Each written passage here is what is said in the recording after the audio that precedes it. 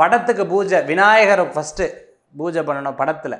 அதுக்கப்புறம் பார்த்தீங்கன்னா சரஸ்வதி அம்பாள் இருப்பாங்க அந்த இடத்துல, அந்த படத்துலேயே சரஸ்வதி அம்பாள் இருப்பாங்க, அவங்களுக்கு 2 புஷ்பம்.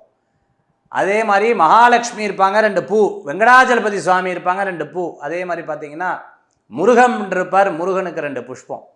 அந்த 5 படத்துக்கு வேண்டிட்டு கடைசியில் குலதெய்வத்தை வேண்டிக்கணும். குலதெய்வத்தை வேண்டிட்டு ஒரு பேப்பரில் உங்கள் இடத்துல அர்ச்சகர் வந்து பண்ணுறாரு அப்படின்னு சொன்னால் கம்பெனி பேர், உங்களுடைய பேர், உங்களுடைய பார்ட்னர்ஸனுடைய பேர், நட்சத்திரம் இதை எழுதிக்கணும்.